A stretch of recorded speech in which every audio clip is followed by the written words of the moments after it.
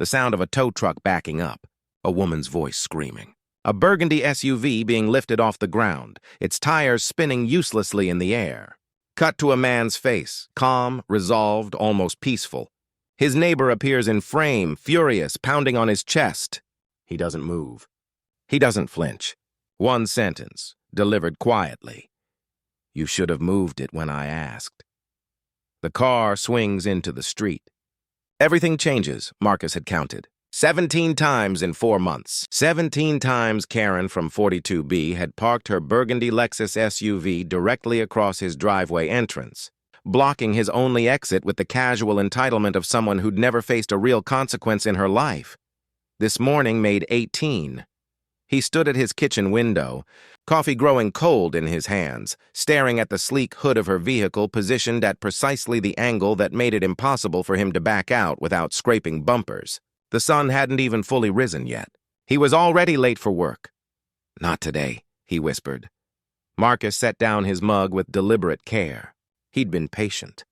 He'd left notes, polite ones at first, then increasingly direct. He'd knocked on her door 6 times. The last time, she'd opened it in a silk robe, looked at him with genuine confusion, and said, "It's not that serious. Just park on the street like normal people. Normal people." As if his assigned parking spot, the one he paid for, the one that was literally deeded to his condo, was a luxury rather than a right. He pulled out his phone and dialed. Martinez Towing. "This is Danny speaking. Yeah, I need a car removed from my driveway entrance. It's blocking me in. No permit, no authorization. Address?" Marcus gave it. There was a pause, the kind that suggested Danny was checking his system, pulling up the location. "That the same place we've been out to before?" Danny asked carefully. "Yeah." Another pause. 3 times in 2 months, man. That's a lot. I know. You sure you want to do this? Some situations, they don't end quiet. Marcus looked out the window again. The Lexus glinted in the early morning light like a provocation. Like a test. I'm sure. 20 minutes later, Marcus heard the distinctive air brake hiss of the tow truck pulling up to his building. He watched from his window as Danny, a stocky guy with 20 years of towing experience written into his posture, positioned the truck. Marcus had called before, but never actually followed through with a tow. Today felt different. Today felt final. The mechanical whir of the lift engaging made a sound that could be heard throughout the entire complex. That's what woke her. Karen burst out of her unit at 6:47 a.m. in a pair of juicy couture sweatpants and an expression of such pure, unfiltered rage that she looked almost cartoonish. She hadn't made it down the stairs before her Lexus was already suspended in the air, its front end tilted skyward like a broken neck. "What are you doing?" she screamed. "That's my car!" Danny didn't even look at her. He just continued the lift smooth and practiced. You can't do this. I'll sue!" Karen was on the sidewalk now, her bare feet slapping against concrete, her voice hitting pitches that made neighboring windows open. "That's illegal. Ma'am, you're illegally parked in a private residential driveway," Danny said flatly, not turning around. "I'm removing it per the property owner's request. I live here. But she didn't. That was the thing. Karen lived in 42B, 2 units down. She had her own spot, 42B1, clearly marked. She simply preferred Marcus's spot because it was closer to the entrance, and for 4 months she'd decided that her preference was reason enough to take it. Marcus stepped outside. He didn't yell. He didn't gesture wildly. He simply stood in his open driveway, hands in his pockets, watching as his neighbor's vehicle was rotated horizontally and positioned on the tow truck's flatbed. Karen saw him, and something shifted in her face. From anger to something uglier. Recognition, maybe. The realization that this was real. That consequences had finally arrived wearing a reflective vest and a callous expression. "You," she said, her voice dropping to something venomous. "You think you're so smart, don't you? So righteous?" Marcus said nothing. "I know people, Marcus. I know people who know people. My father is—" "Your father doesn't own this complex," Marcus said quietly. It was the first time he'd spoken. His voice was calm. "The HOA does. And I'm on the board." The color drained from her face. Danny was already climbing back into the cab, the truck's engine rumbling to life. Karen lunged forward as if she might physically stop him, but Danny had already begun the careful maneuver of backing the vehicle out of the parking lot. "Danny, wait!" she shrieked, and there was something almost desperate in it now, the sound of someone watching their world tip off balance. "Please, wait!" "I'll move it, But the tow truck was already rolling. Karen's burgundy Lexus elevated on its bed like a trophy or a warning. As the truck pulled out onto the street, every head on the block turned to watch. By the time it had completely cleared the driveway, at least 5 neighbors were standing on their porches, phones in hand, filming. Karen stood alone in the middle of the parking lot, her mouth open, her robe falling off one shoulder, looking smaller than she had any right to look. Marcus walked back inside his condo, poured fresh coffee, and called into work to say he'd be in within the hour. As he backed his car smoothly out of his driveway, finally, he passed Karen standing motionless on the curb. She was staring at her phone, her hands shaking, probably reading the tow company's fees. He didn't feel vindicated. He felt something darker, something colder.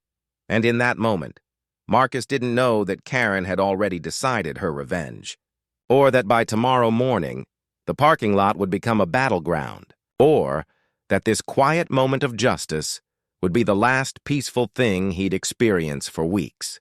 He just knew that she'd finally moved her car, and that everything was about to get much, much worse. He knew the specific number because he'd been counting again, a habit he couldn't seem to break. 47 hours between the tow and the first sign that Karen hadn't just accepted defeat. She'd weaponized it. The notice appeared on his door Thursday morning, printed on official-looking HOA letterhead. His stomach dropped before he even finished reading it. Violation notice, improper use of towing services. Unauthorized removal of resident vehicle without proper documentation and board approval. Fine, $500. This incident will be reviewed at the next board meeting for potential further action. Marcus read it 3 times, his jaw tightening incrementally with each pass. It was a lie, a clean, calculated lie. Karen had somehow convinced the HOA president, or worse, filed a complaint that required investigation, that Marcus had acted improperly, that he'd abused his board position, that the tow was unauthorized. Never mind that he had every right. Never mind that she'd blocked his driveway 17 times. He called Danny. "Yeah, I figured this was coming," Danny said when Marcus explained the situation. "Happens more than you'd think. She called us yesterday, tried to get us to say she'd given you permission to tow her car, tried to pay us to lie on a report, and I told her to get lost. But that doesn't matter much now. This is between you and your HOA board." Marcus hung up and immediately dialed the HOA president, Richard Chen, a retired accountant who took his position with the kind of gravity usually reserved for international diplomacy. "Richard, I got a violation notice this morning. I need to know what's going on." There was a careful pause. "Marcus, yes." Karen filed a formal complaint. "She's saying you misused your board authority to harass her." "Harass her? She's been blocking my driveway for 4 months. I asked her 17 times to move it." "I understand, but Karen has filed a countersuit threatening to take this to small claims court. She's claiming emotional distress, damage to her vehicle." "There's no damage to her vehicle." "I know. But she's claiming the tow truck damaged her suspension. She has an estimate here for $4,200 in repairs." Marcus felt something sharp twist in his chest. "That's not! Richard, that's extortion." "It might be. Or it might be a legitimate mechanical issue that happened to occur during the tow. We don't know yet. What we do know is that we need to handle this carefully. The board is meeting on Sunday. Both of you are welcome to present your side." Marcus hung up without responding. He sat in his living room for 10 minutes, staring at the violation notice, feeling the shape of the trap closing around him. Karen had been smarter than he'd given her credit for. She'd turned his leverage into his liability. By calling the tow, he'd given her exactly what she needed, a documented action that could be reframed as abuse of power. His phone buzzed. A text from an unknown number. "You shouldn't have done that." Now we're playing for real. He didn't need to ask who it was. The next day, Friday, Marcus returned from work to find his apartment had been broken into. Not ransacked, broken into. The lock on his sliding glass door had been popped, carefully, professionally. Nothing was missing. Nothing was damaged. But someone had been inside. He called the police. They came, took a report, and left with the kind of sympathy reserved for situations they didn't believe would be solved. No signs of forced entry they could definitively prove. No stolen items. No evidence. Just a neighbor's word against the probability that he'd forgotten to lock his door. Marcus changed his locks that afternoon. He also bought a camera system, 2 exterior cameras that pointed directly at his door and driveway, plus interior cameras in the main living areas. As he was mounting the last exterior camera, he saw Karen watching him from her unit's window. She didn't look away when he made eye contact. She just smiled. That night, Marcus couldn't sleep. He lay in bed and listened to every sound the building made. At 2:34 a.m., he heard footsteps in the hallway outside his door. Then nothing. Then footsteps retreating. He got up, checked the camera footage. Karen, in dark clothes, standing directly in front of his door for 43 seconds. Her hands were empty. Her expression was focused, calculating. He saved the file. Saturday morning brought another notice. This one was from the building management, not the HOA. Noise complaint. Excessive noise complaints from neighboring Unit 42B regarding loud music and disturbances between the hours of 10 p.m. and 3 a.m. on multiple occasions. Please be advised that further complaints may result in lease violation proceedings. Marcus hadn't played music. He lived alone. He worked late and came home tired. The last time he'd had anyone over was 3 weeks ago, but the notice didn't care about facts. The notice only cared that there were 3 separate complaints filed, all by Karen, all documented, all creating a paper trail of Marcus being a problem neighbor. He tried to respond, to explain, but the management company's response was a form letter. All complaints would be taken seriously. Thank you for your understanding. Please keep noise at reasonable levels. Then his phone rang. It was his mother. Honey, are you okay? Karen's mother called me. She said you're being very aggressive toward her daughter. She said you had her car towed to the street. Marcus closed his eyes. Mom, she was blocking my driveway. I asked her to move it 17 times. Well, she said she didn't know it was a problem. She said you never said anything directly. I knocked on her door 6 times. Maybe she didn't hear you. Marcus, I think you should apologize. Smooth things over. This is getting out of hand. After he hung up with his mother, Marcus realized what Karen was doing. She wasn't just fighting him through the formal channels of HOA and building management. She was fighting him through the channels of reputation, of social pressure, of making him look like the unreasonable one. Sunday's HOA board meeting was being set up as a referendum, not on her illegal parking, but on his character. And he had no idea how to fight that. The board meeting began at 6 p.m. sharp in the community center's small conference room.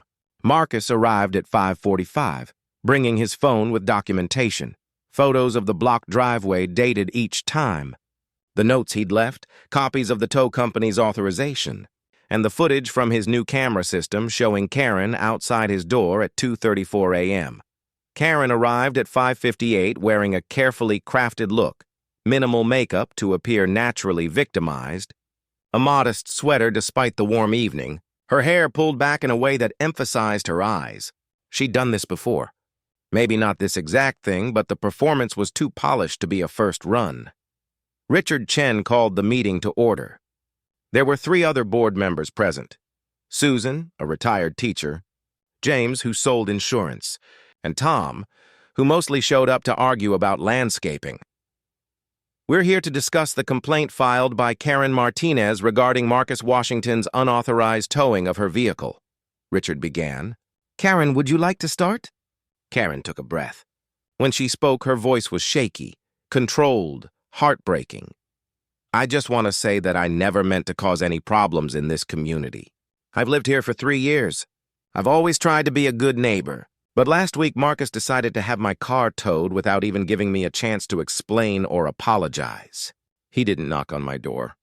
He didn't leave a note. He just took my car away. That's not true, Marcus said.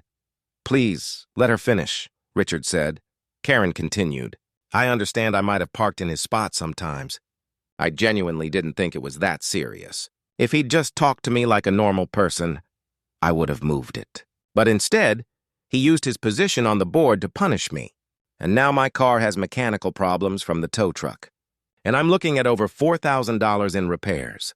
And I'm just trying to figure out what I did that was so wrong that he needed to destroy my property. She actually had tears now. Marcus watched them roll down her cheeks and felt the room's sympathy shift like a physical thing, tilting away from him and toward her. "Marcus," Richard said. "Your response?" Marcus laid out the timeline. 17 times, 6 times at her door. The notes, the dates, the documentation, the camera footage of her at 2:34 a.m. standing outside his door. He presented all of it with the clarity of someone building a case. He watched the board's faces as he spoke. They were listening, but they weren't convinced. Because his evidence was factual and Karen's evidence was emotional. When he finished, Richard looked at Karen. "Do you have anything else you'd like to say?" Karen's voice broke. She looked down at her hands. "I don't understand why this had to happen." I apologized. I moved. I even offered to pay for any repairs to his car if I'd scraped it. But Marcus decided to teach me a lesson instead. And I'm scared now. I'm scared to park my own car. I'm scared to go outside. I have nightmares about that tow truck. This is harassment. This is abuse of power. The room was silent. Richard cleared his throat. "Based on what we've heard today, I think we need to table this decision. We'll review the documentation and make a determination at the next meeting." "But," Marcus started. "Thank you both for coming," Richard said, and there was something final in his tone, something that suggested the decision had already been made. Evidence be damned. As the board filed out, Susan, the retired teacher, walked past Marcus and whispered, "You know, sometimes the person who's loud isn't the one doing the most damage." Marcus didn't respond. He was staring. Not gradually. Not because of stress or racing thoughts, but completely, like someone had switched off the mechanism entirely. He'd lie in bed, stare at the ceiling, and wait for his eyes to close. They wouldn't. At 4 a.m., he'd get up. At 5:30, he'd shower. By 6:15, he'd be sitting in his car in the parking lot waiting for work to start, watching the building wake up. The violation fine had been officially levied, $500. The HOA had also added a formal warning to his board file, a preliminary step toward removal from the position he'd held for 2 years. The paperwork had arrived Friday. The meeting to determine his fate was scheduled for the following Sunday, 7 days. He had 7 days to prove he wasn't what Karen had convinced everyone he was, but more violations kept coming. Monday, a complaint about his car dripping oil in the parking lot. It wasn't. Tuesday, a noise complaint about power tools at 3 a.m. He owned no power tools and was asleep. Wednesday, an allegation that he'd been staring menacingly out his window at other residents. He had, but only because he was watching for Karen. Thursday morning, Marcus received a text from an unknown number. "Stop looking out your window, or I'll add stalking to your file." He blocked the number. 2 hours later, another came through from a different one. "You ruined my life." He didn't block that one. He screenshotted it. By Friday, Marcus had constructed a wall of documentation. He had screenshots, police reports, timestamps, camera footage, complaint forms with inconsistent details. He had built an entire architecture of evidence proving that Karen was systematically destroying him, and he had no idea what to do with any of it. Because the thing about fighting someone who weaponizes emotion is that facts become noise. Every screenshot he could show proved his rationality. Every logical argument demonstrated his obsession. The more evidence he gathered, the more he looked like exactly what she'd accused him of, someone unhinged enough to spend hours compiling data against a neighbor. The board meeting was scheduled for Sunday at 6 p.m. On Saturday afternoon, Marcus made a decision that would later strike him as the exact moment everything tilted irreversibly. He went to Karen's apartment. He didn't plan what he'd say. He didn't script it out or rehearse it in the mirror. He simply knocked on her door at 3:47 p.m. and waited. She answered after 30 seconds, and when she saw him, her expression cycled through surprise, calculation, and then something that looked almost like anticipation. "Marcus," she said, not opening the door wider. "Is something wrong? We need to stop this." "Stop what?" "This, all of it. The complaints, the lies. Whatever you think you're—" "I haven't done anything," Karen said calmly. "I've filed legitimate complaints about legitimate disturbances. If you're having trouble accepting consequences for your actions, that's something you need to work through. You broke into my apartment. I did no such thing. You were outside my door at 2:34 a.m. I was getting water for my cat. My unit is having plumbing issues, so I've been using the hallway water station. I'm sorry if my presence disturbed you." She was so smooth, so perfectly calibrated. Every possible excuse had been pre-positioned, waiting. Marcus felt something crack inside his chest. "Why are you doing this?" Karen's face shifted. The performance dropped for just a second, and he saw something underneath it. Something genuine and terrible. "Because you embarrassed me," she said flatly, in front of the entire complex. "You made me look like a fool, like some entitled bitch who couldn't follow the rules. Do you know how many people were filming when they towed my car? Do you know what that felt like? I asked you to move it 17 times, and I would have eventually. But you couldn't just ask like a normal person. You had to make an example of me. You had to use your authority to humiliate me in public." She stepped forward, her eyes bright with something that wasn't quite anger anymore. "So now I'm making an example of you." "Karen, You what? You didn't think I'd fight back? You thought you'd call a tow truck and I'd just accept it? That you'd get to be the good guy and I'd be the villain?" She laughed, but there was no humor in it. "I'm not going to stop. Not after tomorrow's meeting, not ever. You're going to spend the next year of your life explaining yourself to everyone, proving you're not the person I've made you out to be. And the worst part is, eventually you'll become that person. You'll have to, because everyone's already decided." Marcus stared at her. In that moment, he understood something fundamental. Karen wasn't trying to win. She was trying to destroy. And she'd already won the only battle that mattered, the one for narrative control. He left without another word. Sunday came cold and clear. One of those October days that felt like the world hadn't warmed up in weeks. Marcus arrived at the community center at 5:42 p.m. with a folder of documentation that suddenly felt both essential and pointless. The meeting room had filled faster than expected. There had to be at least 30 people there, neighbors, other residents, people who'd heard about the conflict through the building's gossip network and wanted to watch the show. Richard Chen looked uncomfortable. Susan, the retired teacher, looked sad. James and Tom just looked bored. Karen was already seated, looking composed and victimized in equal measure. "Let's begin," Richard said, and there was a resignation in his voice that made Marcus understand what was coming before it arrived. "I've reviewed all the materials submitted by both parties," Richard continued. "The board has also received 17 separate complaints from residents regarding disturbances and concerning behavior from Marcus's unit. While some of these complaints may be disputed, the overall pattern suggests a pattern of—" "Wait," Marcus said. He stood up. "Those complaints are false. They're fabricated.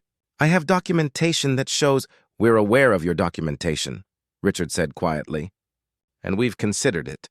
But what we're also aware of is that the original decision to tow Karen's vehicle, while technically within your rights, was executed in a manner that created significant conflict and disturbance within our community. We feel that your handling of the situation was disproportionate to the offense." Marcus's hands started shaking. "Disproportionate? She's been blocking my driveway 17 times. I asked her—" "And I believe that you did ask her," Richard interrupted. "But Marcus, at this point, I think we all need to consider that this situation has escalated beyond what a parking violation warrants. We need peace in this community. We need this to end. It'll end when she stops filing false complaints. Or it'll end when you stop retaliating," Karen said quietly from her seat. Everyone turned to look at her. She looked directly at Marcus, her eyes glistening. "I've moved on. I'm not even asking for the $500 fine to be rescinded anymore. I just want to live in my apartment without being afraid." The effect was instantaneous. Marcus watched the room's sympathy shift again, watched people exchange glances, watched Richard's face close with finality. Here's the board's decision, Richard said. First, Karen, we find your complaint regarding the unauthorized towing to be valid. However, we're not pursuing additional penalties at this time. Second, Marcus, we're placing you on probation from the HOA board. If there are any further incidents, any further complaints, any further disturbances, you'll be formally removed and replaced. You'll also be required to pay the $500 fine plus $200 for community mediation. This is insane, Marcus said. She's been filing false complaints for— The decision is final, Richard said. I suggest you both take this as an opportunity to move forward. Marcus left the meeting feeling like he was floating. Like his body was there, but his mind had detached, observing from a distance. He watched himself walk to his car. He watched himself drive home. He watched himself unlock his apartment door. What he saw inside stopped him completely. His apartment had been destroyed, not broken into, not messily searched, systematically, carefully destroyed. His furniture had been slashed, deep, deliberate cuts that went through the fabric and into the padding. His kitchen cabinets had been opened, and food had been poured across the counters. His bedroom mattress had been torn apart, stuffing spilling out like the death of something organic. Every single picture he owned had been removed from the walls, and in the center of his living room floor, written in what looked like spray paint, "You should move." Marcus stood very still. He pulled out his phone with mechanical precision and called the police. While he waited for them, he checked his security camera footage.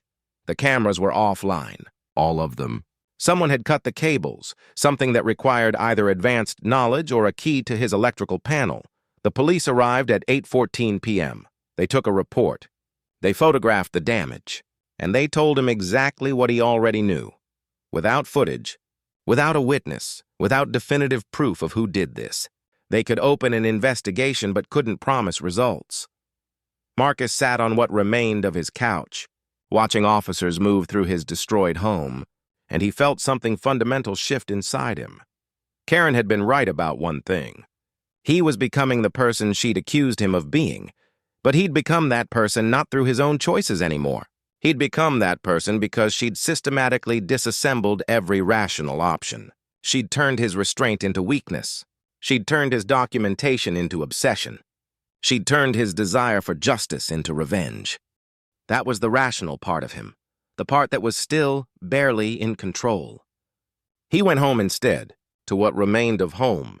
He sat in the dark and watched the police finish their photographs, and he made himself sit with the urge long enough to let it calcify into something more useful than rage. By morning, he had a plan. It wasn't dramatic. It wasn't revenge in the way Karen had orchestrated revenge, through lies and complaints and the slow, grinding destruction of someone's reputation. His plan was simpler. It was documentation. He started on Monday morning at first. He filed a police report for the break-in and destruction of property. He included the text messages from the unknown numbers, the ones that said, "I told you to move." He included his security camera destruction. He included everything. The officer who took the report, a detective named Morrison, actually read through his documentation instead of just filing it away. "This pattern you've got here," Morrison said, tapping the folder, "it suggests someone with access to the building. Someone who knows the security systems. Karen Martinez. Unit 42B, the same one filing complaints against you?" "Yes," Morrison nodded slowly. "Okay, I'm going to open an actual investigation. This goes beyond a simple burglary if there's intent to intimidate." By 9 a.m., Marcus had contacted a lawyer, not a friend of a friend, an actual employment lawyer who specialized in housing disputes and harassment. Her name was Patricia Okonkwo, and she listened to his entire story while making notes on a legal pad. "Here's what you have," Patricia said when he finished. 1. A clear pattern of harassment. 2. Documented false reports filed with the HOA and building management. 3. Destruction of property. 4. Threatening messages. 5. Evidence of breaking and entering. What you don't have is definitive proof that it's her. The text messages come from unknown numbers. They could be from anyone. What you need is to connect her directly to at least one of these incidents. Until you do that, you have a strong case for harassment, but a potentially weak case for criminal charges. Marcus felt something cold settle in his stomach. So what do? You document everything going forward. You get a restraining order. You make her harassment of you official and on record, and you wait for her to make a mistake. Marcus filed for a restraining order on Tuesday. He presented all his documentation to a judge. The timeline, the complaints, the text messages, the break-in, the threat to move. The judge read through it with increasing concern. How long has this been going on? The judge asked. 2 weeks since I had her car towed, but the parking violations were ongoing for 4 months before that. The judge issued a temporary restraining order effective immediately. Karen was prohibited from contacting Marcus, filing any further complaints against him, or coming within 100 feet of his apartment. The full hearing was scheduled for 2 weeks out. The order was delivered to Karen's apartment Tuesday afternoon at 2:30 p.m. by a court officer. Marcus watched from the hallway, staying outside the 100-foot radius, as Karen opened her door and read the document. Her face went through a sequence of expressions: confusion, then anger, then something that looked almost like satisfaction. She met his eyes across the distance, and he saw her smile. That was when Marcus understood. She wanted the restraining order. She'd wanted him to escalate. Because now he looked like the aggressor.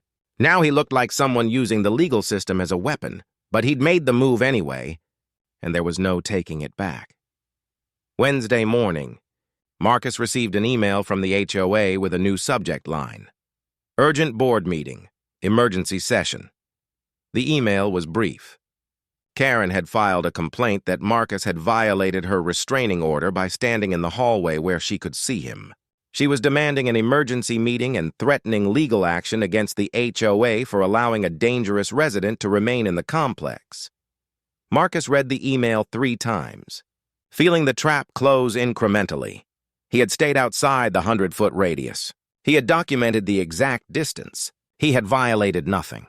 But the complaint had been filed anyway, and now the board had to respond. Richard Chen called him that afternoon. Marcus, we need to schedule an emergency meeting. Karen's claiming you're violating the restraining order. I'm not. I know what you're doing. I read her complaint. I believe you. But the board still has to respond to the allegation. We have to be thorough. The emergency meeting was scheduled for Thursday night at 7 p.m. Marcus arrived with Patricia, his lawyer. Karen arrived with her own lawyer, someone Marcus recognized from local advertisements, the kind who specialized in personal injury and knew how to work a judge. My client is in fear for her safety, Karen's lawyer said immediately. She has a valid restraining order. This man is deliberately positioning himself to intimidate her. I stayed outside the 100-foot radius, Marcus said calmly. I have documentation of the distance. The intent is what matters, Karen's lawyer continued, ignoring him. And the pattern of behavior suggests an obsessive individual who cannot accept boundaries. Patricia stood up. My client was defending himself against a sustained campaign of harassment.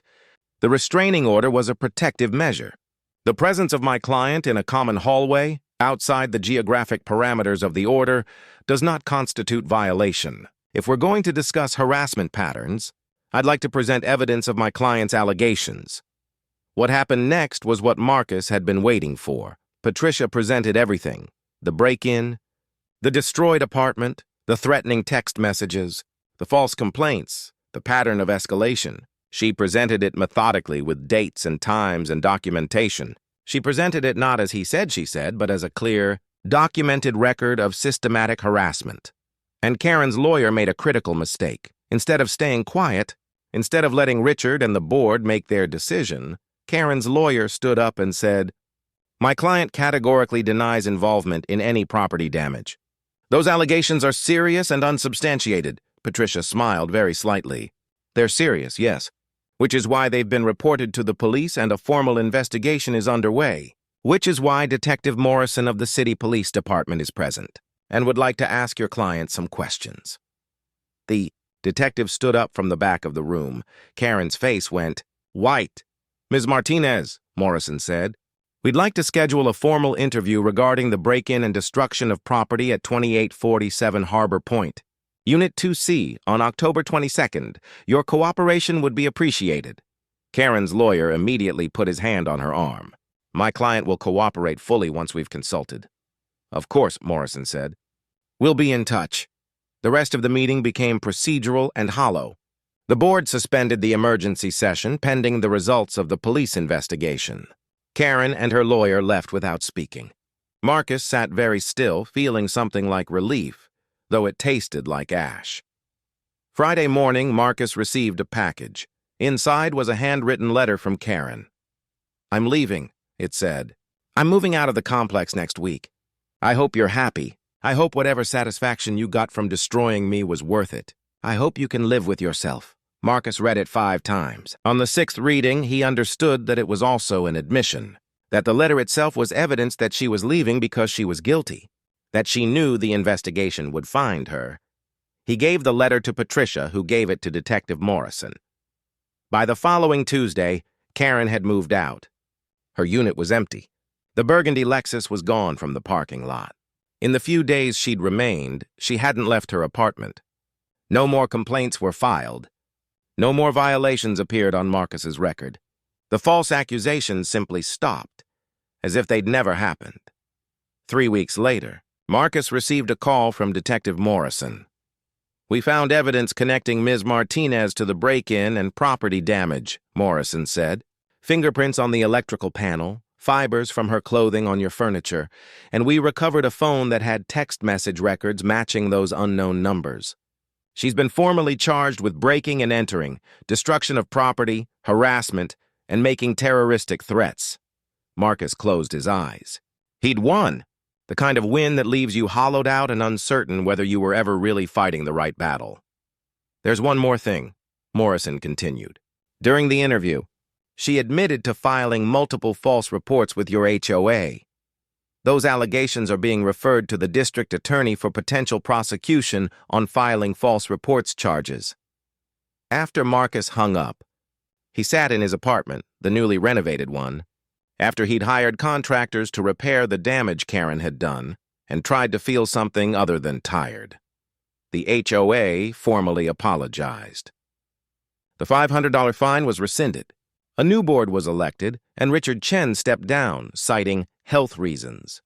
Marcus was offered his board position back. He declined. He could have stayed. He could have claimed victory and rebuilt his reputation and turned the whole thing into a narrative about how he was right all along, how he'd been vindicated. Instead, he gave notice on his lease. He moved to a different complex on the other side of the city. He changed his route to work. He didn't follow the case against Karen beyond the initial charges. He simply tried to disappear from the story entirely. But about